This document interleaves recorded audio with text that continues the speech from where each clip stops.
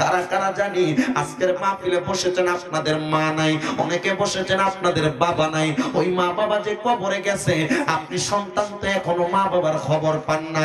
এই বাংলাদেশের জমিন থেকে বাবা যদি বিদেশ যায়, মা যদি বিদেশ যায়, সন্তান আম্মা আব্বার খবর নেই মোবাইলের মাধ্যমে। কিন্তু মা বাপ এমন একটা বিদেশের মধ্যে এমন একটা কবরে শোয়া দিলেন, ওই কবরের মধ্য থেকে মার সাথে কোনো কথা বলা যায় না, বাবার সাথে কোনো কথা বলা যায় না। মা বাপ কবর দেশে শুয়ে রইছে, একটা বার তো জিজ্ঞাসা করলেন না কবরের সামনে দাঁড়াইয়া, আম্মুজি ও আমার আব্বা জান, আপনি তো আমার নিজে না খেয়ে আমি সন্তানকে খাওয়াইছেন। আব্বু ও মা, আপনি মা না খেয়ে আমি সন্তানকে খাওয়াইছেন। আপনি কবরে কেমনে পড়ে আছেন? আপনার কবরে কিসের খাবার আছে? আপনি কি কোনো খাবার দাবার পাইছেননি?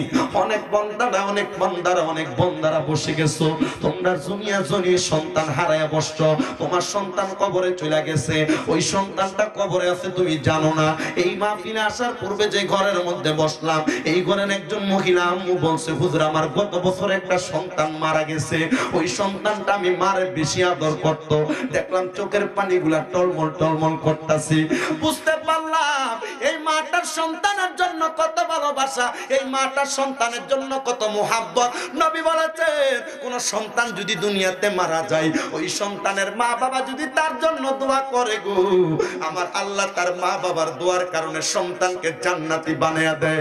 আবার কোন সন্তানের মা বাবা যদি মারা যায়, ওই মা বাবা মারা যাওয়ার পরে কোন সন্তান যদি আল্লাহর দরবারে দোয়া করে, রব্বির হামহুমা কামা রব্বায়ানি সগীরা ওয়া কুর রব্বির হামহুমা কামা রব্বায়ানি সগীরা, এই দোয়াটা করতে দেরি চোখের মণিকোঠার মধ্যে একটা মাছির মাথা পরিমাণ পানি ছেড়ে দিয়া কান্না করে, ওই পানিটা মাটিতে পড়ার আগে আমার আল্লাহ তাদের মা বাবার জীবনের গুনাহ মাফ করে দেয়। পড়েন সুবহানাল্লাহ। আমার বাবারা, আল্লাহ যদি মা বাবার জীবনের গুনাহ সন্তানের চোখের পানির কারণে মাফ করে দেয়, আজকে তো তোমার মা নাই, আজকে তো তোমার বাবা নাই, মাহফিলে বসে গেছো, তোমরা সবাই ওই মা বাবার জন্য খাস করে দোয়া করবা। অনেকে আছে, হুজুর আমার মা বাবা এখনো বেঁচে আছে, আমি কার জন্য দোয়া করব? ও সন্তান, জীবিত মা বাবার হায়াতের জন্য দোয়া চাইবা, আম্মা আব্বার শরীরে সুস্থ থাকার জন্য দোয়া চাইবা। নবী আমার বলে কোন সন্তানের মা বাবা বেঁচে থাকা অবস্থায় ওই সন্তান যদি তার মায়ের পায়ের মধ্যে চুমা দেয়, বাবার পায়ের মধ্যে চুম্বন করে, ওই সন্তানটা যেন মা বাবার পায়ে চুম্বন দেয় নাই, আল্লাহর জান্নাতের চৌখাটের মধ্যে চুম্বন করেছে। বলেন সুবহানাল্লাহ। এই গোবিন্দার কিলা এলাকার ভাই বাবারা, বন্ধুরা, আপনি কয়দিন আপনার মার পায়ে চুমা দিছেন? আপনি কতদিন আপনার বাবার পায়ে চুম্বন করেছেন? একদিনও করেন নাই। বলে হুজুর কেন করি নাই জানেন? আম্মা আব্বার পায়ে চুমা দিব, সালাম করতে গেলে তো আমার লজ্জা লাগে। না না না, আম্মা আব্বার চুমা দিতে, আম্মা আব্বার পায়ে চুম্বন করতে তোমার লজ্জা থাকতে পারে না, আম্মা আব্বার কদম ধরে মাপ চাইলে তোমার লজ্জা থাকতে পারে না। সন্তান তুমি ব্যবসা করো, তোমার বরকত নাই, কাজকর্ম করো, তোমার কোনো বরকত নাই, বিদেশ যাওয়ার চেষ্টা করো, তুমি যাইতে পারো না, পড়ালেখার মধ্যে তোমার কোনো উন্নতি হয় না। অন্য কোনো কথা বলবো না, যদি কোনোদিন আম্মা আব্বার মনে কষ্ট দিয়া থাকো, ওই কষ্টের কারণে তোমার উন্নতি সাধন হচ্ছে না, আজকে এই মাহফিলে বৈশা ওয়াদা করো, এখান থেকে বাড়ির মধ্যে যাইয়া যাদের যাদের মা বাবা আছে, যদি কোনোদিন মা বাবার সাথে অন্যায় করে থাকো, আম্মা আব্বার পা গুলার মধ্যে চাপ দিয়া ধরবা, ধরে ডাক দিয়া কইবেন, আম্মা ও আমার আব্বা জান, আপনার কদমে ধরলাম, আল্লাহর ওয়াস্তে আমারে মাফ কইরা দেন। যতক্ষণ না বলছে ফুত তোমারে মাফ করে দিছি, সন্তান তোমারে মাফ করে দিছি, অতক্ষণ পর্যন্ত মার পাও ছাড়বেন না, অতক্ষণ পর্যন্ত বাবার পাও ছাড়বেন না। অনেকে বলে হুজুর আমি তো কোনোদিন আমার মা বাবার সঙ্গে অন্যায় করি নাই, আমি কেন আমার মা বাবার পায়ে ধরবো? ও মা, ও বাবা, ও সন্তানের দল, মা বাবার পায়ের মধ্যে ফুতে ধরলে কিন্তু সন্তান ছোট হইয়া যায় না, সন্তানের দাম কমে না, ইজ্জত কমে না। বলে হুজুর আমি কোনো অন্যায় করি নাই, আমি কি তবু আমার মা বাবার পায়ে ধরবো? হ্যাঁ ধরবা। আম্মা আব্বার পাগুলার মধ্যে ধরে বল, বাবা ও আমার কলিজার টুকরা আব্বা জান, জানি না আপনার সাথে জীবনে কোনো অন্যায় করেছি কিনা, জানি না আপনার সাথে জীবনে কোনো খারাপ ব্যবহার করেছি কিনা, জানি না আপনার মনে কোনোদিন আঘাত দিয়েছি কিনা। ও মা, ও বাবা, আমি সন্তানকে মাফ করে দেন। দেখবেন আপনার মাও কাঁদতেছে, আপনার বাবাও কান্না করতেছে। কি গো আম্মুজি, আপনি কেন কান্না করেন? আপনার কান্না করার কারণ জানতে চাই। মা ডাক দিয়া বলবে, সন্তান এতদিন আমার মনে কষ্ট দিছো, কষ্টে আমি কান্না করতাম, হইতাম, এতদিন বাবার মনে কষ্ট দিত, বাবা কষ্টে কান্না করতাম। আজকে যে আমি মার পায়ে ধরছো, আজকে যে আমি বাবার পায়ের মধ্যে ধরে মাপ চাইতাছ, আমি মার কাছে বড় মায়া লাইগা গেছে, আমি বাবার কাছে বড় মায়া লাইগা গেছে। আল্লাহ, এই সন্তান এতদিন কষ্ট দিতে বদদুয়া দিছি, আজকে আমি মার পায়ে ধরে মাপ চাওয়ার কারণে আমি আল্লাহ পাক রব্বুল আলামিনের বান্দা, তার বদদুয়া উঠায় নিচ্ছি। আল্লাহ, তুমি আমার সন্তানকে আল্লাহর রাস্তায় মাফ করে দাও। খোদার কসম বন্ধু, আপনার বুড়া মা, আপনার বুড়া বাবা যদি আপনার জন্য দোয়া করে, ওই দোয়ার কারণে আপনি যদি জিরোতেও থাকেন, আমার আল্লাহ আপনাকে কোটি টাকার মালিক বানিয়ে দিতে দেরি করবে না। কিন্তু জানো গো, অনেক সন্তান আছে দুনিয়ার জমিনে, তারা 3 ভাই 4 ভাই, তার মাকে জুদা করে দিছে, জুদা মানে আলাদা করে দিছে। এক মা জননী সকালবেলা খায় এক ভাইয়ের ঘরে, দুপুর বেলা খায় আরেক ভাইয়ের ঘরে, রাত্র বেলা খায় আরেক ভাইয়ের ঘরে।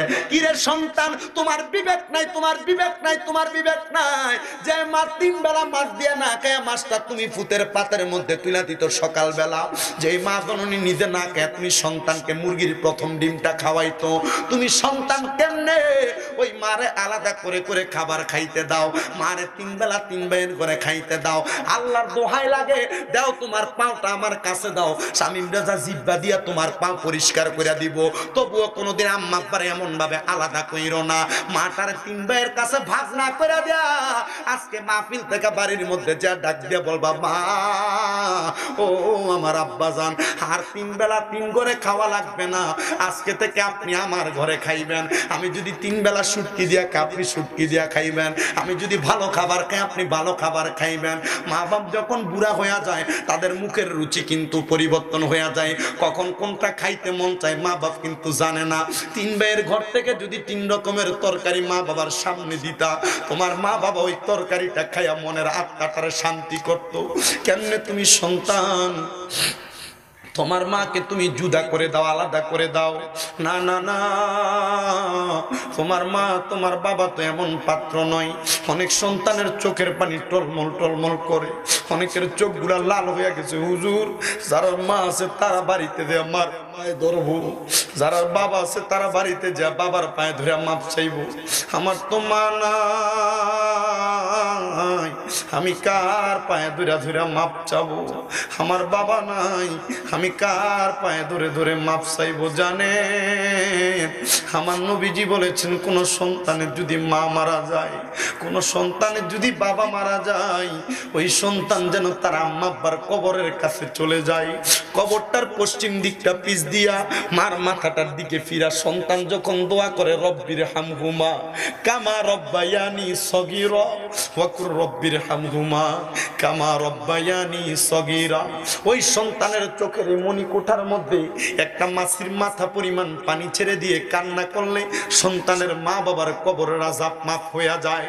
হে সন্তান, তোমার বুঝি মা কবরে, এখন বুঝি তুমি সন্তানকে কেউ জাদুমণি বইলা ডাকবে না, এখন বুঝি তুমি সন্তানকে কেউ কলিজার টুকটা ফুট বইলা দাবি করে না। আগে তুমি একবেলা খাবার না খাইলে মা তোমার কানের কাছে বারবার বলতো, সন্তান কেন খাবার খাও না? এখন 2-3 বেলা না খাইলেও তোমার কেউ জিজ্ঞাসা করে না, সন্তান খাইছো নি?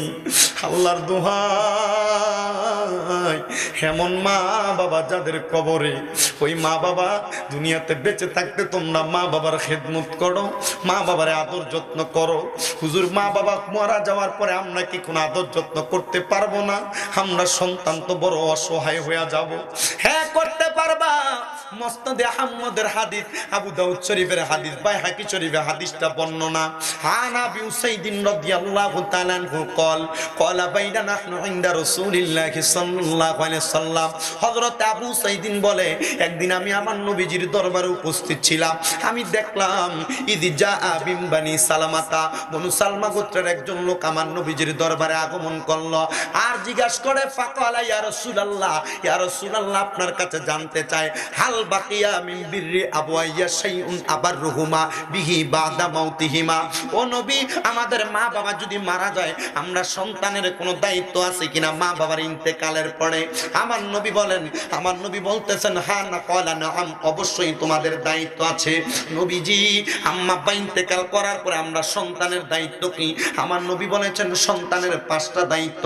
ইয়া রাসূলুল্লাহ, আম্মা আব্বা ইন্তেকালের পরে 5টা দায়িত্ব কি আপনি বলেন? আমার নবী বলেন 1 নাম্বার দায়িত্ব আসসালাতু আলাইহিমা, আম্মা আব্বার জন্য দোয়া করা, ওয়াল ইস্তিগফারু লাহুমা, আম্মা আব্বার জন্য ক্ষমা প্রার্থনা করা, ওয়া ইনফাদু আহাদিহিমা, আম্মা আব্বা কোনো ওয়াদা করলে ওয়াদা পূরণ করা।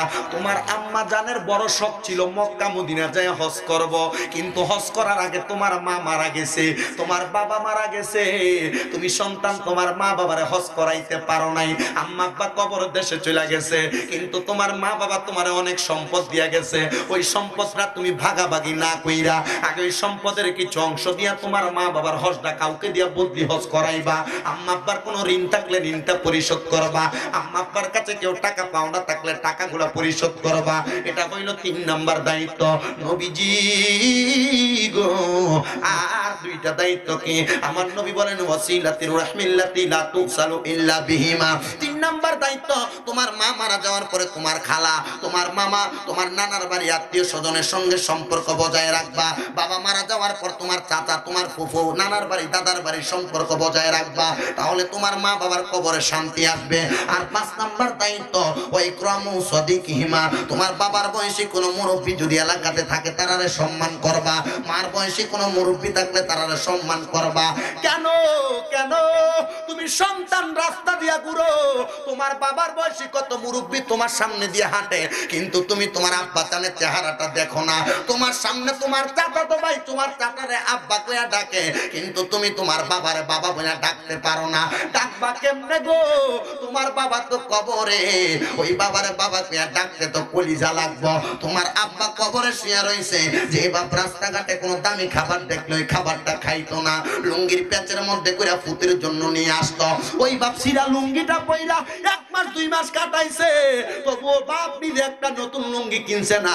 তুমি সন্তানদের দামি জামা কাপড় কিনা পরাইছে, মা জননীর কাপড়টা সিরা যাইতো, সুই সুতা দিয়ে সিলাইয়া তুমি ফুতের পড়ালেখার খরচ চালাইছে, তুমি সন্তানের আনন্দ করার টাকা পয়সা দিছে, ওই মাটা তোমার কবরে শুয়ে রইছে রে সন্তান। কেমনে তুমি সন্তান আনন্দ করো? আজকে তুমি লাখ টাকার মালিক, আজকে তুমি কোটি টাকার মালিক, হাজার হাজার টাকা কামাই করো, কিন্তু তুমি তোমার মার একটা 500 টাকার কাপড় কিনা পরাইতে পারো না। এই টাকা দিয়া কি হইব? তোমার আব্বার একটা 500 টাকার লুঙ্গি কিনা পরাইতে পারো না, এই টাকা দিয়া তোমার কি লাভ হইব? যদি তুমি তোমার টাকা পয়সা ধন সম্পদে বরকত আনতে চাও, তাইলে তুমি টাকার মায়া কইরো না, পয়সার মায়া কইরো না। ওই সন্তানের দল যে আম্মুজিটা তার সন্তানের লাগা কাঁদছে, শুধু চোখের পানিটি ফালাইছে, আর দেখলাম পোলাপানগুলা বলতাছে হুজুর ওনার যে সন্তানটা মারা গেছে সবটাইতে বেঁচে আদর স্নেহ ওই সন্তান দামদারে করত, ওই মহিলাটারে বড় আদর করত। দেখলাম চোখগুলা কেমন জানি কান্না কান্না হয়ে গেছে। মা বাপ মারা যাওয়ার পরে সন্তানের উপর যে 5টা হক, সন্তান মারা যাওয়ার পর মা বাপেরও 5টা হক। সন্তান মারা গেলে আপনি মা, আপনি বাবা ওই সন্তানের জন্য দোয়া করবেন, শুধু আল্লাহর কাছে বলবেন আল্লাহ আমার সন্তান বড় ভালো ছিল, আমার সন্তান বড় কলিজার টুকরা ছিল, আল্লাহ তুমি মাফ করো, মাফ করো, মাফ করো। দেখবেন আপনি মা হইয়া দোয়া করলে সন্তানের জীবন পরিবর্তন হইয়া যাবে, আপনি বাবা হইয়া দোয়া করলে সন্তানের জীবন পরিবর্তন হইয়া যাবে। আল্লাহর দোহাই লাগে মুরব্বী, আল্লাহর দোহাই লাগে পর্দার অন্তরালের মা বোনেরা, সোশ্যাল মিডিয়ার মাধ্যমে দেখনেওয়ালা মা বাবারা, আপনারা কোনোদিন আপনাদের মা বাবারে বদ সন্তানরে বদদোয়া দিয়েন না। কেন জানেন? আপনারা হয়তো রাগের বশত সন্তানরে একটা বদদোয়া দিয়া দেন, কিন্তু ওই বদদোয়ার কারণে সন্তান কোনোদিন উন্নতি করতে পারে না, কোনো কাজে কোনো বরকত পায় না। আমি জানি কোনো আপন মা বাবা সন্তানরে কোনোদিন বদদোয়া দেয় না, আদরের মা বাবা কোনোদিন সন্তানকে বদদোয়া দেয় না। আল্লাহ যাদের মা বাবা কবরে, আম্মা আব্বার কবর জান্নাতের বাগান বানিয়ে দাও। আল্লাহ যাদের মা বাবা বেঁচে আছে হায়াতে তৈয়বা নসিব করে দাও আল্লাহ। যাদের মা বাবা অসুস্থ পরিপূর্ণ সুস্থতা নসিব করে দাও আল্লাহ। যাদের সন্তান কবরে সন্তানের হায়াতটা সন্তানের কবরটা জান্নাতের বাগান বানিয়ে দাও ও আল্লাহ। জানি না কারা কারা জানি এমন অবস্থার মধ্যে আছে। আরেকটা আলোচনার সাবজেক্ট দিয়েছেন আমাকে মা বাবার খেদমতের পরে মহিলাদের পর্দা সম্পর্কে। হে পর্দার অন্তরালের আম্মুজিরা, আপনারা যারা আজকের জান্নাতের বাগান মাহফিলের মধ্যে বসে গেলেন, একটা মহিলার কারণে 4 প্রকারের লোক জাহান্নামের মধ্যে যাবে। জোরে বলেন কয় প্রকারের লোক? একটা মহিলার জন্য 4 প্রকারের লোক জাহান্নামে যাবে। 1 নাম্বার ওই মহিলার বাবা জাহান্নামে যাবে, 2 নাম্বার ওই মহিলার স্বামী জাহান্নামে যাবে, 3 নাম্বার ওই মহিলার ভাই জাহান্নামে যাবে, 4 নাম্বার ওই মহিলার সন্তান জাহান্নামে যাবে। হুজুর কেন? বলে মহিলা যতদিন বাবার ঘরে ছিল বাবা তারে পর্দা শিখায় নাই। 2 নাম্বার মহিলার ভাইয়ের কাছে যতদিন ছিল মহিলার ভাই তাকে শাসন করে পর্দার মধ্যে ঢুকায় নাই। 3 নাম্বার মহিলার স্বামীর কাছে যখন এসেছে স্বামী তারে পর্দা করায় নাই। 4 নাম্বার ওই মহিলার সন্তান যখন বড় হয়েছে বুঝের হয়েছে ওই সন্তান তার মারে পর্দা পশিদার কথা বলে নাই। আম্মুজি আপনি মনের আনন্দে রাস্তায় বের হয়ে যান, বেপর্দা ভাবে পুরুষের সামনে চলে যান। আম্মুজিরা, পর্দার অন্তরালের মা বোনেরা, আপনারা তো মনের আনন্দে পটিয়া বাজারে চলে যান, আপনার এলাকার মার্কেটে চলে যান, কিন্তু আপনি জানেন না আপনার বেপর্দা ঘুরার কারণে, আপনার চেহারাটা এলাকার মানুষ দেখার কারণে আপনার বাবা জাহান্নামে যাবে, আপনার ভাই জাহান্নামে যাবে, আপনার স্বামী জাহান্নামে যাবে, সন্তান জাহান্নামে যাবে। জোরে পড়েন নাউজুবিল্লাহ। জাহান্নামের আযাব মাবুদ সইতে পারবো না, দুনিয়াতে নাও কান্দাইয়া আখেরে কান্দাইও না, আবার আখেরাতে কান্দাইবা যদি, দুনিয়াতে নাও কান্দাইয়া খোদা জাহান্নামের আগুন আমরা সইতে পারবো না। সালা দুনিয়া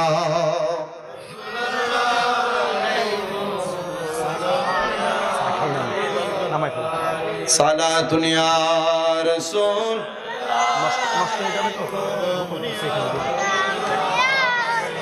মুহাম্মদ মুস্তাফা নূরুন আলা নূর, হাবিবে কিবরিয়া নূরুন আলা নূর। সালাতুন ইয়া সালামুন ইয়া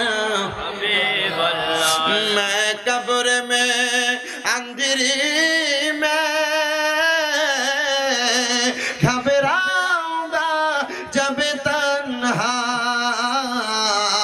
मैं कब्र में अंधेरी में घबराऊंगा जब तन्हा, इमदाद मेरे करने आजा ना रसूल अल्लाह, इमदाद मेरे करने आजा ना रसूल अल्लाह, रोशन मेरे तुर्बत को लिल्लाह जरा करना, जब वक्त नजर आए आका दीदार अता करना, जब वक्त नजर आए आका दीदार अता करना। अल्लाहुम्मा सल्ली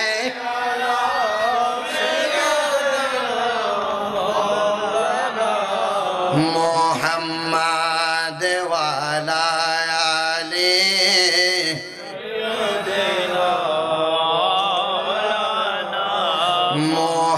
मुहम्मद। अल्लाहुम्मा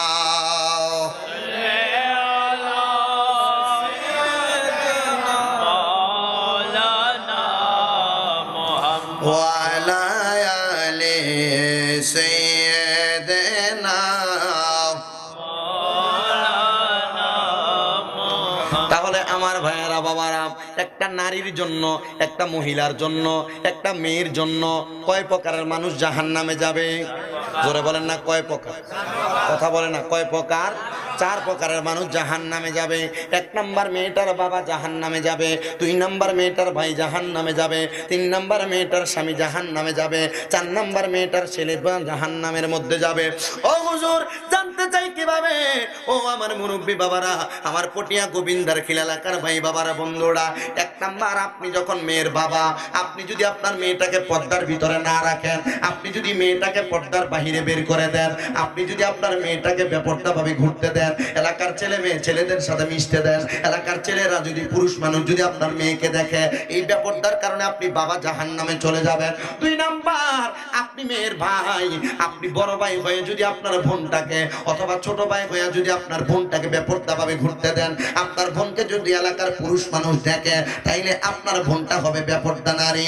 এবার ওই নারীটা হয়ে যাবে জাহান্নামী নারী, ওই নারীর কারণে আপনি ভাই হয়ে জাহান্নামে যাবেন। 3 নাম্বার আপনি মেয়েটার স্বামী মানে আপনার স্ত্রী, সে যদি জাহান্নামের রাস্তা বেছে নেয়, আপনার স্ত্রী যদি পুরুষ মানুষের সামনে যায়, হোক এটা আপনার নিজের আপন ভাই, কথা বোঝেন না?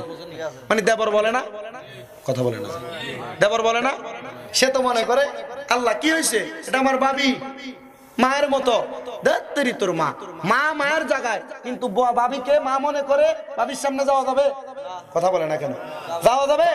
যাওয়া যাবে না। নবী বলেছেন এটা জাহান্নামীদের লক্ষণ, তারা জাহান্নামে যাবে।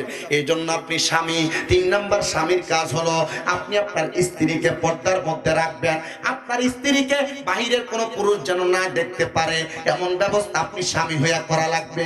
যদি আপনার স্ত্রী বাজার করতে যায়, আপনি স্বামী যান কাজ করতে, আপনি স্বামী ঘরে শুয়ে থাকেন, আপনার স্ত্রী যায় মার্কেট করতে পটিয়ায়, তাহলে মনে করবেন এই বউয়ের কারণে আপনি জাহান্নামে যাইবেন। তাহলে বউ যদি জাহান্নামে যায়, আপনিও জাহান্নামে যাইবেন। এবার যারা সন্তান, তোমাদের মা বাজারে যায় বাজার করার জন্য, তোমার মা মার্কেটে যায় মার্কেট করার জন্য, তোমার মা তোমার বোনের বাড়ি যায় বিয়ের সাথে কথা বলে, তোমার মা তোমার এলাকার আত্মীয় স্বজনের কাছে যায়, এদের সাথে সন্তান তোমার মা কথা বলে। তাইলে তোমার মা এমন বেপরদা ভাবে থাকার কারণে তুমি সন্তান তোমার মার কারণেও জাহান্নামে যাবে। 1 নাম্বার তুমি সন্তান জাহান্নামে যাবে। তাইলে যাদের মা এমন বেপরদা ভাবে অন্য পুরুষের সামনে যায়, সাবধান, সতর্ক, জাহান্নামে নিজে যাওয়ার আগে আপনার মাকে আপনি পর্দার আড়ালে ঢুকাইবেন। এই জন্য আল্লাহ কুরআনুল কারীমে বলেছেন, ওয়াকারনা ফি বুয়ুতিকুন্না ওয়ালা তাবাররাজনা তাবাররুজাল জাহিলিয়াতিল উলা। হে দুনিয়ার পুরুষগণ, হে দুনিয়ার মানুষ, তোমরা তোমাদের যুগের নারীদেরকে বেপর্দা ভাবে রাস্তায় বাইর হইতে দিও না। কেন? আল্লাহ আপনার কাছে জানতে চাই, আমাদের নারীদেরকে কেন বেপর্দা ভাবে ঘুরতে দিব না, বাহির হতে দিব না? তোমার নারী, তোমার বোন, তোমার মা, তোমার স্ত্রী, আত্মীয় স্বজনের মধ্যে নারী যারা, তাদেরকে যদি পটিয়ার বাজারে যাইতে দাও, রাস্তায় ঘুরতে দাও, মার্কেট করতে দাও, বাজার করতে দাও, পুরুষের সামনে যাইতে দাও, একটা পুরুষের তোমার মায়ের দিকে, তোমার বোনের দিকে, স্ত্রীর দিকে খারাপ নজর যাবে, তখন তোমার মাকে, তোমার স্ত্রীকে, তোমার বোনকে তারা ইফটিজিং করবে, তোমার বোনকে তারা ধর্ষণ করবে। এই ধর্ষণ হওয়ার কারণে তোমরা তোমাদের মা, বোন এবং স্ত্রীকে বাহিরে যেতে দিও না, তোমাদের নারীদেরকে বাহিরে যেতে দিও না। ইয়া রাসূলুল্লাহ, ইয়া হাবিবাল্লাহ, কি করব? তাহলে কি তারা তাদের কর্মকাণ্ড করবে না? তারা বাহিরে যাওয়া, যেই কর্ম করার জন্য বাহিরে যাবে, ওই কর্মগুলা তোমরা পুরুষগণ সম্পাদন করে দাও, তাহলে তোমাদের মা বোন তোমাদের বাড়ির বাহিরে যাইতে পারবে না, যাওয়া লাগবে না। এই জন্য আপনারা পুরুষগণ নিজেরা চিন্তা করেন, আপনি কি জান্নাতে যাবেন না জাহান্নামে যাবেন? জান্নাতে যাইতে চাইলে আপনার মাকে, আপনার বোনকে, আপনার স্ত্রীকে, আপনার ঘরের মধ্যে মহিলা বোন যারা আছে তাদেরকে রাস্তায় বাইর হইতে দিতে পারবেন না। আর যদি বলেন হুজুর আমার জান্নাত দরকার না, আমি জাহান্নামে যাইতে চাই, তাহলে আপনি আপনার মাকে মার্কেট করার জন্য পাঠান, আপনার বাবাকে, আপনার বোনকে আপনি মার্কেট করার জন্য পাঠান, আপনার স্ত্রীকে আপনি মার্কেট করার জন্য পাঠান। ফাটাইবেন তো এলাকার পুরুষগণ আপনার মাকে, বোনকে, স্ত্রীকে দেখবে। আর দেখার কারণে আমার নবী হাদিস শরীফের মধ্যে বলেছেন, একটা মহিলাকে এক একজন নারীকে যদি 40টা পুরুষ মানুষ দেখে ফেলে তাহলে ওই নারীটা দায়ুস হয়ে যায় আর জান্নাতের দরজায় লেখা থাকবে লা ইয়াদখুলুল জান্নাতা দায়ুসা, দায়ুস মহিলা কোনোদিন জান্নাতে যাবে না। এবার আমি আমার পটিয়া এলাকার মা বোন, সোশ্যাল মিডিয়ার মা বোন যারা আমার আলোচনা শ্রবণ করতেছেন করবেন, আপনাদের সবার কাছে জানতে চাইবো আপনাকে 40 জন পুরুষ দেখছে কিনা আপনি নিজে চিন্তা করেন। বর্তমানের মা বোনকে 40 জন তো দূরের কথা, 40,000 40 লাখ পুরুষে দেখছে, তারা তো জাহান্নামে যাবে। ইয়া রাসূলুল্লাহ, ইয়া হাবিবাল্লাহ, আমরা কি আমাদের এই পাপটা মোচন করতে পারবো না? আমরা কি আমাদের এই পাপটা বন্ধ করাইতে পারবো না? আমার নবী বলেছেন মাফ করার মালিক হলো আল্লাহ। আল্লাহর একটা নাম গফুর, আল্লাহর একটা নাম গফফার, একটা নাম রহমান, একটা নাম রহিম, একটা নাম সাত্তার, একটা নাম কাহার, একটা নাম মুহাইমিন, একটা নাম মুমিন। আল্লাহ পাকের এমন যুল জালালি ওয়াল ইকরাম অনেক নাম আছে। তুমি আল্লাহর কাছে তওবা করো, তওবা করো, তওবা করো, আমার আল্লাহ তোমার গুনাহ maaf করে দিবে। তবে একটা কথা মনে রাখা লাগবে, আল্লাহ maaf করছে কিনা আপনি জানেন না। এখন থেকে যারা এই আলোচনা শ্রবণ করেছেন, এখন থেকে যেন আপনাকে 40 জন পুরুষ না দেখতে পারে এমন ভাবে পর্দার আড়ালে মা বোন চলার দরকার আছে না নাই? আবার আপনি বুঝে নেন, আপনার মা, আপনার বোন, আপনার স্ত্রী জান্নাতে যাবে না জাহান্নামে যাবে? এটা দাড়ি পাল্লা সেরে মাথা উঁচনে, এটা জাহান্নামে যাবে। বর্তমানের নারীগণ ঠিক না বে ঠিক কথা বলে না কেন? এজন্য আশিকে রাসূল বলেছে, আরে কোথায় গেল পর্দা, আরে কোথায় গেল লজ্জা, আর কোথায় গেল শরম? সমাজেতে চলছে ফ্যাশনের গরম। গায়ে হলুদের অনুষ্ঠান, দেবর ভাবিকে হলুদ লাগাই দেয়, কথা বলে না, একসাথে নাচে। কি নির্লজ্জ, কি বেশরম, কি বেহায়াপনা! ইসলাম এটাকে সাপোর্ট করে? কোন মুসলমানের বিয়েতে এগুলো হইতে পারে? আপনি তো আপনার নাতির বিয়েতে এগুলা লাগান, আপনার ছেলের বিয়েতে এগুলা করতে দেন। তা আপনি আবার এই বিয়েতে এগুলা করতে দিয়ে আপনি আশা করেন আপনার ছেলে বড় হওয়ার পর আপনাকে খেদমত করবে? জুতা দিয়ে বাইরাবে আপনাকে, কথা বলে না কেন? আপনি বিয়ের মধ্যে ডিজে পার্টির কনসার্টের ভিতরে খারাপ কর্মকাণ্ড করবেন, আর আপনার গর্ভে যে সন্তান আসবে আপনি মনে করতেছেন, আশা রাখেন আপনার ছেলে আপনাকে আদর যত্ন খেদমত করবে। হারাম দিয়ে আপনি আপনার সম্পর্ক শুরু করলেন। কবরে গেলে ফিডে, আর বাসের বাড়ি আপনার হাড্ডিগুলো ভেঙে ফেলবে ফিডে। ঠিক না ঠিক? কষ্ট হচ্ছে আপনাদের? কেউ যদি উঠে যান মনে করবো কষ্ট হচ্ছে। আমি ওয়াজ বেশিক্ষণ করি না, অল্প কিছুক্ষণ করি, বোঝার জন্য করি। এই লাস্ট যতটুকু কথা বলেছি এই কথাগুলো বাড়িতে নিয়ে যেতে পারলে, ঘরকে ঠিক করলে আজকের মাহফিল সফল হবে। আর যদি মনে করেন যে আপনার মেয়ে, আপনার স্ত্রীকে আপনি এমনি ছেড়ে দিবেন বেহায়ার মতো, ছেড়ে দেন, আপনি জাহান্নামে চলে যান। কথা বলে না কেন? আল্লাহ বোঝার তৌফিক দান করুন। এত আস্তে আমিন বলেন কেন? কিফটা জোরে পড়েন না আমিন, আরো জোরে পড়েন না আমিন। সবাই দরুদ শরীফ পড়েন, আল্লাহুম্মা সাল্লি আলা সাইয়্যিদিনা মুহাম্মাদ নাবিয়ানা মাওলানা মুহাম্মাদ, আল্লাহুম্মা সাল্লি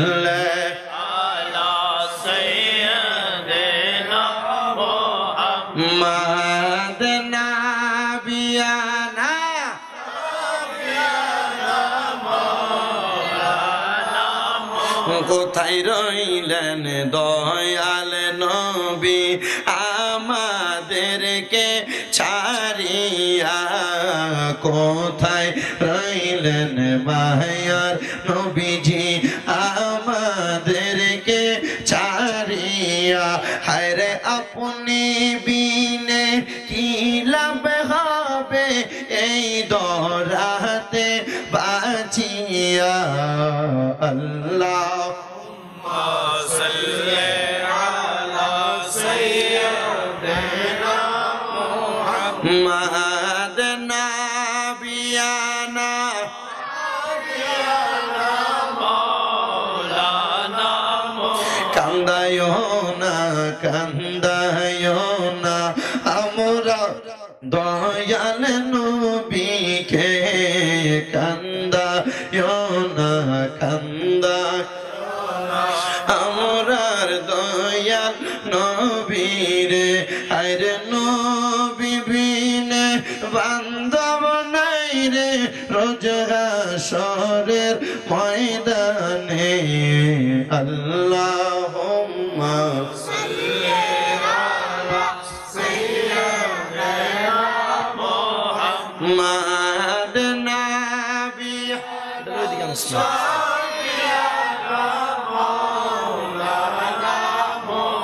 তাহলে আশেক সাহেব কোথায় গেল লজ্জা আর কোথায় গেল শরম সমাজেতে চলছে ফ্যাশনের গরম সমাজেতে চলছে ফ্যাশনের এমন সাজে সাজে তার সামনে এনে আয়না কে বউ কে শাশুড়ি চেনা তো যায় না ঠিক না ভাই ঠিক ওই জামাইয়ের কথা শুনেন নাই যে জামাই নতুন কাপড় কিনে আনছে তার স্ত্রীকে দিছে আর কি দিয়ে এসে বাজারে গেছে ঘোরার জন্য তো বউ এই কাপড় নিয়ে ঘরের ভিতরে ঢুকার পর তার আম্মা মানে জামাইয়ের শাশুড়ি এটা দেখে বড় পছন্দ হয়েছে দে মা তোর কাপড় এটা তো তোর স্বামী কিনে আনছে এটা খুব সুন্দর এটা আমাকে দিয়ে দে আমি একটু আজকে পরিয়ে দেই মার ভেঙে দেই মানে কাপড়ের শক্ত ভাবটা দূর করে দেওয়ার পরে তুই পরিস তো শাশুড়ি আম্মা এটাকে সুন্দর করে গোসল করে এসে এটা পরে তার পুরান কাপড়কে রোদে দিচ্ছেন তো জামাই তো মনে করছে আমার বউয়ের কাপড় বউ নিজে পরবে জামাই বাহির থেকে এসে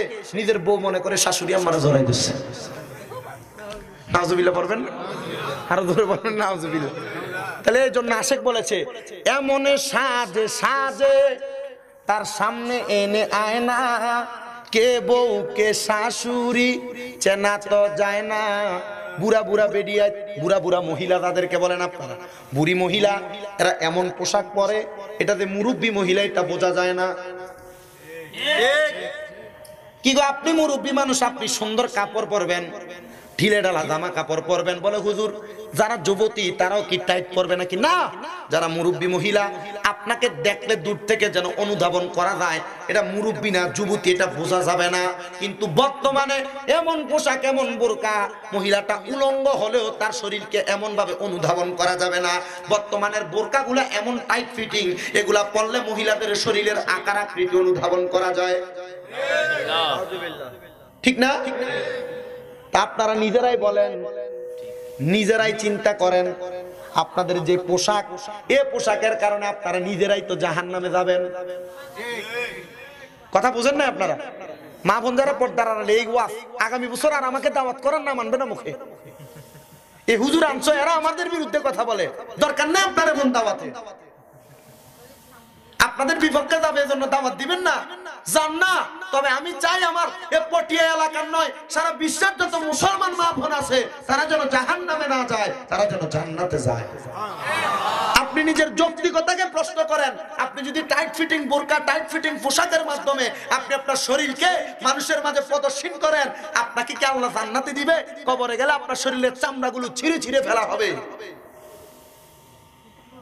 আপনি নিজে চিন্তা করেন আপনি মহিলা জান্নাতে যাবেন না জাহান্নামে যাবেন আপনি নিজে চিন্তা করেন আপনার ঘরের স্ত্রী আপনার মা আপনার বোন যে পোশাক পরে এরা কি জান্নাতে যাবে না জাহান্নামে যাবে যদি জাহান্নামে যায় তাহলে জান্নাতে যাবে যে পোশাক পরলে পোশাক পরে নবীজি বলেছেন আমাদের আয়েশা সিদ্দিকার হাদিস রাসূল সাল্লাল্লাহু আলাইহি ওয়াসাল্লাম আমাদের আয়েশা সিদ্দিকাকে এইভাবে বলেছেন যে কি বলেছেন জানেন আমাদের আয়েশা সিদ্দিকা বলেছে আয়েশা তুমি এমন পোশাক পরিধান করো যেন তুমি কে তুমি কেমন তোমার স্বাস্থ্য কেমন এটা মানুষ পর্যবেক্ষণ না করতে পারে আমাদের আয়েশা সিদ্দিকার ঘরে যখন রাসূল সাল্লাল্লাহু আলাইহি ওয়াসাল্লাম অবস্থান করেছেন আমাদের আয়েশা সিদ্দিকার ছোট বোন রাসূল সাল্লাল্লাহু আলাইহি ওয়াসাল্লামের কাছে আগমন করেছেন তখন তার বয়স ছিল মাত্র 8 বছর কত বছর 8 বছর বয়সের পাতলা মশারির মতো একটা কাপড়ের মতো হালকা সেলাই করা এই কাপড় পরে রাসূলের সামনে আসাতে রাসূল চোখ বন্ধ করে ওনার চাদর মোবারক দিয়ে ওনার মুখটা এভাবে ঘোরা দিয়ে ফেলেছেন কেন ঘোরা দিয়েছেন আমাদের আয়েশা সিদ্দিকাকে নবীজি বলেছেন সে এখন প্রাপ্তবয়স্কা তার শরীর আমি কেন দেখবো তাকে পর্দার মধ্যে প্রবেশ করাও তাড়াতাড়ি আর আপনার ওয়াইফ আপনার স্ত্রী আপনার ভাবি যে কাপড় পরে তার কাপড়ের এমন স্টাইল এই কাপড়ের ফাঁক দিয়ে তার শরীর দেখা যায় কথা বোঝেন নাই আপনারা এখন জোরে ঠিক বলে না পর্দার আড়ালে তো তারা দেখতেছে মাইকে শুনতেছে বাড়ি গেলে কইবে তুমি ঠিক বলছিলে না আর দলে দিব ফিডা কেমন কুমিল্লার হুজুর তো কথাগুলো বলে যেতে হবে কারণ আর কখন আসি এটার কোনো গ্যারান্টি নাই তবে মনে রাখতে হবে এই আলোচনাগুলো বাড়িতে অনেক দরকার ঠিক না এই গত কিছুদিন আগে নভেম্বরের 24 তারিখ আপনাদের পটিয়া সদরের মেয়র যিনি এবং ওই যে 2 নম্বর ওয়ার্ডের কাউন্সিলর যে সুব্রত কুমার এরা বসা ছিল অনেকগুলা কথা বলে গেছি বলছে যে হুজুর এই কথাগুলো আমাদের সমাজে দরকার আপনাদের পটিয়ার মেয়র সহ এখানে ছিল এই কথাগুলো বর্তমান সমাজে দরকার। আমি তো বলেছি আমি মূর্খ মানুষ, আমি এলেমহীন মানুষ, আমার কোনো এলেম কালাম নাই, তবে আমার জবান থেকে যে কথাগুলো আসবে যদি ভালো লাগে আপনি মানবেন, আর ভালো না লাগলে মানার দরকার নাই। কারণ আমি যে সব ভালো কথা বলবো এটার তো কোনো গ্যারান্টি নেই, আমি তো মানুষ, আমার ভুল হবে। তবে যা বলবো যদি ভালো লাগে মানতে হবে। বলে হুজুর ভালো লাগা না লাগা কিছু নাই, এটা যদি কোরআন হাদিস সম্মত হয় আপনি মানবেন। কথা বলে না কেন? মানতেই হবে আপনাকে, না মানলে কবরে ফিরে আপনাকে খাইতেই হবে। মায়ের কি কম হবে না বেশি হবে? হ্যাঁ, কেমন বেশি হবে? 1 ঘন্টা 1.5 ঘন্টা ফিরতে থাকবে, যতক্ষণ না শরীরের হাড্ডি গুড্ডি ভাঙছে ততক্ষণ পর্যন্ত মায়ের বন্ধ নাই। ইয়া রাসূলুল্লাহ, হাড় ভাঙার পরে মারা বন্ধ হবে নি? নবীজি বলেছেন হাড় ভাঙছে তো এটা আবার জোড়া লাগাই দিব, এরপর আবার ফিরবে। মানে শুধু কষ্ট দিবে, কষ্টের উপরে কষ্ট দিবে।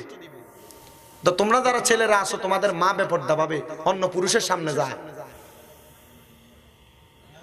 তোমরা যারা বোন আছো তোমাদের মা, তোমরা যারা ভাই আছো তোমাদের বোন বেপরদা ভাবে অন্য পুরুষের সামনে যায়। আপনারা যারা স্বামী আছেন আপনাদের স্ত্রী বেপরদা ভাবে অন্যদের সামনে যায়। সাবধান, সতর্ক, এদের জন্য আপনি জাহান্নামে যাবেন। কি মুরব্বী ঠিক আছে তো? আপনার বউ আসেনি জাগা মতো? আছে জাগা মতো? 40 জন দেখে না? শুধু আপনাকে বলি নাই, এখানে যারা পুরুষ আছেন বিয়ে করছেন আপনাদের সবাইকে বলি,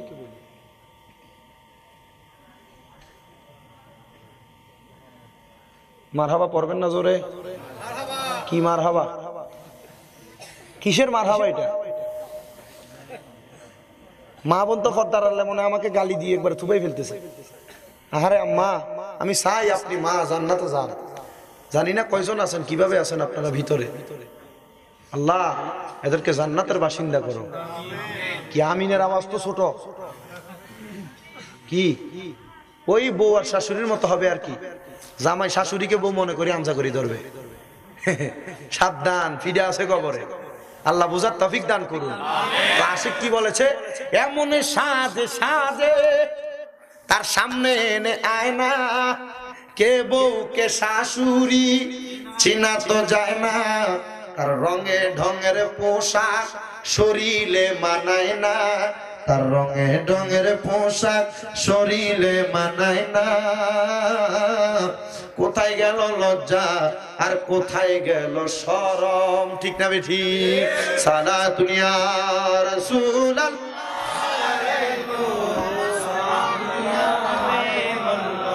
আলাইকুম সালাতুন ইয়া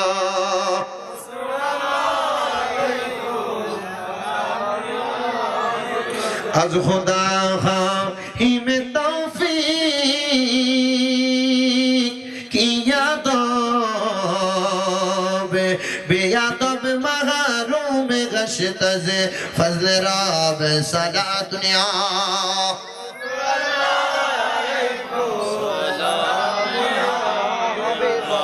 علیکم صلاة دنیا رسول اللہ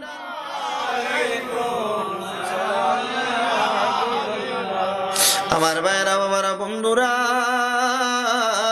ও নবীর উম্মতের দলেরা, এবার মনোযোগ দিয়ে শুনবেন। 3টা সাবজেক্টের 2টা দিক আমি শেষ করলাম। এবার আসেন, আমাকে মাহফিল কমিটির পক্ষ থেকে আমাকে সাবজেক্ট সুন্দর করে বলেছেন মহানবী সাল্লাল্লাহু আলাইহি ওয়াসাল্লাম, দয়াল নবীজি দুনিয়া থেকে রওজা মুবারকে তাশরিফ নেওয়ার সম্পর্কে আলোচনা করার জন্য। এই আলোচনাটা আপনাদের এলাকার মধ্যে অনেক আলেম ওলামারা আগমন করে মিলাদুন নবীর মাসে। এই আলোচনাগুলো দুনিয়ার জমিনে অনেক আলেম ওলামারা করে কি করে না? জোরে বলেন না, করে কি করে না? ও বন্ধুগণ, ও নবীর উম্মতের দলেরা, আমার দয়াল নবী রহমাতাল লিল আলামিন নবীজি, আমার নবীজি এত সুন্দর রহমতের নবীজি, নবী আমার ডাক দিয়ে বলে উম্মত, ও আমি নবীর উম্মতের দলেরা, আমি দয়াল নবীজি এমন একটা দিন ছিল যে দিনের নাম ছিল আখিরি চাহার সম্বা। ও নবীর উম্মতের দল, সম্বা আমার দয়াল নবীজি দুনিয়ার জমিনের মধ্যে যখন অসুস্থতা থেকে সুস্থতা লাভ করলেন, আমার দয়াল নবীজি রহমাতাল লিল আলামিন নবীজি সুস্থ হওয়ার পরে, মানে এমন একটা মাস যে এই মাসের শেষ বুধবারে আমার নবীজি অসুস্থতা থেকে সুবহানাল্লাহ বলবেন। আমার নবী কেন সুস্থতা লাভ করলেন? ইহুদিরা আমার নবীরে কুফরি করেছিল। কি করেছে? একটা পুতুলের মতো বানাইছে, নবীদের আকৃতির মতো তৈরি করার চেষ্টা করেছে। এটার মধ্যে 11টা সুই, কি আগে তো সুই ছিল না, খেজুরের কাটা নবীজির নাম মুবারক পরে এটার মধ্যে ঢুকাই দিছে, দিয়ে নবীজির চুল মুবারক এরা সংগ্রহ করে এটার মধ্যে পেঁচায় একটা নদীর ভিতর পাথর, এই পাথরের নিচে এটা রেখে দিছে। যতদিন এটা ছিল আমার নবীজি ততদিন পর্যন্ত অসুস্থ ছিলেন। তো আল্লাহ পাক ওই সময় আয়াত নাযিল করে দিয়েছে, বিসমিল্লাহির রহমানির রহিম, কুল আউযু বিরাব্বিন নাস, মালিকিন নাস, ইলাহিন নাস, মিন শাররিল ওয়াসওয়াসিল খান্নাস, আল্লাযী ইউওয়াসউইসু ফি সুদুরিন নাস মিনাল জিন্নাতি ওয়ান নাস। সব রকমের ওয়াসওয়াসা থেকে নবীকে আল্লাহ পাক রব্বুল আলামিন সব রকমের শয়তানি থেকে আল্লাহ পাক বাঁচাইছেন। এ কাকা, ও কাকা, এটা কোথায় যায়? জাফর কাকা। কোথায় জাফর কাকা? কই যান আপনি? বসেন। কে ডাকে? পরে বসেন। বিরিয়ানি প্যাকেট করার জন্য ফলাফান করবে প্যাকেট। বসেন। ওয়াজ এটা দামি ওয়াজ, এটা শুনতে হবে। আমি কম দামি হতে পারি, আমার কোনো দাম নাই, কিন্তু আমি যেটা বলতেছি এটার দাম আছে। এখন কই যাবেন? কোন কাজ ওয়াদের মধ্যে বসতে তার প্রস্রাবে ধরে, কিন্তু শীতকালে ফজরের নামাজের আযান দিলে সে উঠে না, কম্বলটারে বালা করে ফেসায়, চাপ দি ধরে রাখে। তো তুমি সকাল 9টা পর্যন্ত কিভাবে চাপ দি প্রস্রাব আটকে রাখো? ওয়াজের মাঠে তুমি 2 ঘন্টা বসতে পারো না। জাফর কাকা সোজা করে ফেলবো, সাবধান, সতর্ক। হাসির নমুনা দেখছো? এখনো 12 বছরের যুবকের মতো লাগে। আল্লাহ বুঝার তৌফিক দান করুন। আর জোরে পড়েন আমিন। আজকে তোমার মাইকের সার্ভিস বড় ভালো। চট্টগ্রামে এভাবে মাইকের সার্ভিস পাওয়া যায় না, কিন্তু আজকে মজা লাগতেছে কেন জানি। আল্লাহর ইও না, এভাবে থাক। এটার মধ্যে তুমি হাত দিবেন, এটা তোমার জন্য এখন আরাম, ওয়াজ শেষ হওয়ার আগ পর্যন্ত। আল্লাহ বুঝার তৌফিক দান করুন। এই তোমরা আবার কেন কথা বলো? এরা দাঁড়াই শুনুক না। এদের পরনে টাইট প্যান্ট তোমরা দেখো না? এরা তো বসি প্রস্রাবই করতে পারে না, এরা মাহফিলে বসবে কিভাবে? থাকো, তোমরা দাঁড়াই শোনো। বসার কথা বলে এরা চলে যাবে, দাঁড়াই শোনো। আল্লাহ পাক বোঝার তৌফিক দান করুন। কথা টাইম বাম চলে যাচ্ছে। আসলে আমি ফালতু কথা বলে সময় নষ্ট করি না মাহফিল। শুধু অল্প একটু সময় আমার আলোচনাটা একটু মনোযোগ দিয়ে শুনবেন। কতক্ষণ হয়েছে আমি তো জানি না, কতক্ষণ হয়েছে? আপনাদের কি কষ্ট হচ্ছে? বাবা, যদি কষ্ট হয় আল্লাহর রাস্তায় আমার ক্ষমা সুন্দর দৃষ্টিতে দেখবেন, কারণ আমার কথাগুলো শোনার জন্য আপনারা এখনো বসে আছেন। কালকে ফজরের নামাজ পড়বেন, অনেকে আছেন আজকের মাহফিলে। যদি দেরি হয়ে যায়, ফজরের নামাজ যদি কাজা হয়ে যায়, আল্লাহ বুঝার তৌফিক দান করুন। আমিন। জোরে বলুন আমিন। শানা মুসলমান, আমার নবী রাহমাতাল লিল আলামিন নবী একটা পুতুলের মতো, মূর্তির মতো বানাইয়া 11টা সুসের মাধ্যমে এটার মধ্যে প্রবেশ করিয়ে আমার নবীজির শরীর মুবারকের চুল মুবারক এটার মধ্যে লাগাইয়া দিলেন, নবীজিকে অসুস্থ করার জন্য, কুফরি করার জন্য। ও বন্ধু, ও নবীর উম্মতের দলেরা, আমার নবীজি অনেকদিন পর্যন্ত অসুস্থ থেকে সুস্থ হওয়ার পরে নবীজির দরবারে মা ফাতেমাতুজ জোহরা রাদিয়াল্লাহু তাআলা আনহা, নবীর কলিজার টুকরা কন্যা, হে আমার এই পটিয়া গোবিন্দার কিলের আম্মুজিরা, আপনারা যে জান্নাতের বাগান মাহফিল শুনতেছেন, আপনারা জানেন না আপনারা কার সঙ্গে জান্নাতে যাবেন? আমার নবী বলেছেন, আল ফাতেমাতু সাইয়্যিদাতুন নিসাই আহলিল জান্নাহ, আমার মা ফাতেমাতু জোহরা হবে জান্নাতের মহিলাদের সরদারিনী। আপনি যদি মা ফাতেমার মতো চলেন, মা ফাতেমার বাবা মুহাম্মদ মুস্তাফা আহমদ মুস্তাফা সাল্লাল্লাহু আলাইহি ওয়াসাল্লাম নবীকে ভালোবাসেন, তাইলে আপনারা সবাই তো ওই নবীর সাথে জান্নাতে যাবেন। বন্ধুরা, আমার নবী অসুস্থতা থেকে সুস্থতা লাভ করার পরে নবী আমার ডাক দিয়ে বলে, ফাতেমা, ও আমার ফাতেমা, তুমি কি পারো, তুমি কি পারো আমার যত সাহাবায়ে কেরাম আছে আমি দয়াল নবীর সম্মুখে হাজির করার জন্য? ফাতেমা ডাক দিয়ে আমার কলিজার টুকরা স্বামী ও মাওলা আলী মুশকিল কুশা রাদিয়াল্লাহু তাআলা আনহু, নবীর যত সাহাবীরা আছে আমার নবীজি তাদের সঙ্গে কথা বলতে চায়, তাদের সঙ্গে মুলাকাত করতে চায়, তাদের সঙ্গে সাক্ষাৎ করতে চায়। নবীজি যখন এই কথা বললেন, ফাতেমাতুজ জোহরা হযরত আলীকে শোনায়া দিলেন। হযরত আলী এই খবরটা পুরা মক্কা মদিনাবাসীরে শোনায়া দিছে। যত সাহাবায়ে কেরাম আছে আমার নবীজির সম্মুখে উপস্থিত হয়ে গেছে। ডাক দিয়ে বলে, নবী, ইয়া রাসূলুল্লাহ, ইয়া হাবিবাল্লাহ, নবীজি আপনি এতদিন অসুস্থ ছিলেন, আপনি নবীর চেহারা মোবারক আমরা দেখি নাই গো নবীজি, আপনি নবী হুজরা মোবারকে ছিলেন। ইয়া রাসূলুল্লাহ, আজকে কেন আমরা সাহাবায়ে কেরামকে ডাকলেন? সাহাবায়ে কেরাম এমন কথা বলার পরে আমার নবীজি ডাক দিয়ে বলে, সাহাবীরা, আমি নবীকে আল্লাহ পাক দুনিয়াতে কেন পাঠিয়েছেন? এবার সাহাবায়ে কেরাম আল্লাহর কোরআন থেকে বলে, হুয়াল্লাযী আরসালা রাসূলাহু বিল হুদা ওয়া দীনিল হক ليظهره على الدين كله ولو كره الكافرون। নবী আমার ডাক দিয়ে বলি, ইয়া রাসূলুল্লাহ, সাহাবায়ে কেরাম বলি, ইয়া রাসূলুল্লাহ, হুয়াল্লাযী আরসালা রাসূলাহু, আপনাকে তো আমার আল্লাহ ইরসাল করেছেন, পাঠিয়েছেন, বিল হুদা, হেদায়েত করার জন্য, ওয়া দীনিল হাক্কি, সত্যবাণী দিয়ে। ও নবী গো, আপনি যখন সত্যবাণী প্রচার করেছেন, বিল হুদা ওয়া দীনিল হাক্কি লিইয়ুযহিরাহু আলা দ্বীনি কুল্লিহি, আপনি যখন মানুষের কাছে এগুলা প্রচার করতেছিলেন, এমন কিছু মুনাফিক বেঈমান ছিল, আপনি নবী রাহমাতাল লিল আলামিন নবীজির এই বাণীটার অস্বীকার করত। নবী গো, তারা আর কেউ না, ওয়ালাউ কারিহাল মুশরিকুন, তারা হলো মুশরিক বেঈমান, আপনি নবীকে তারা মানে নাই। নবী গো, আপনি তো হেদায়েত নিয়ে ইসলাম পরিপূর্ণ করে দুনিয়াতে আগমন করেছেন। আমার নবী বলে, সাহাবায়ে কেরাম, আমি নবী কি এই ইসলামটাকে তোমাদেরকে সুন্দর করে বোঝাতে পেরেছি কিনা তোমরা আমাকে বলো। আমার নবী চোখ মুবারকের পানি মুবারকে, চোখ মুবারকের পানি মুবারক ছেড়ে দিয়েছেন, নবীর গাল মুবারক ভরে গেছে, নবীর দাড়ি মুবারকগুলো ভিজে চুপচুপে হয়ে গেছে। সাহাবায়ে কেরাম বলে, ইয়া রাসূলুল্লাহ, ইয়া হাবিবাল্লাহ, ক্বালা নাআম, অবশ্যই আপনি করেছেন, আপনার দায়িত্ব পালন করেছেন। নবী আমার ডাক দিয়ে বলে, সাহাবীরা, আমি নবী তো তোমাদের সাথে অনেক দিন পর্যন্ত সময় কাটিয়েছি, বলো বলো বলো, আমি দয়াল নবী রাহমাতাল লিল আলামিন নবী যে এতদিন তোমাদের সাথে ছিলাম, তোমরা কেউ আমি নবীর কাছে কোনো পাওনা দেও না আসো নাকি? তোমরা কেউ আসো নাকি আমি নবীর কাছে কোনো পাওনা দেও না আসো? সব সাহাবায়ে কেরাম বলি, ইয়া রাসূলুল্লাহ, ইয়া হাবিবাল্লাহ, কোনো পাওনা দেও না নাই, আর থাকলে এটার জন্য আমাদের কোনো দাবি নাই।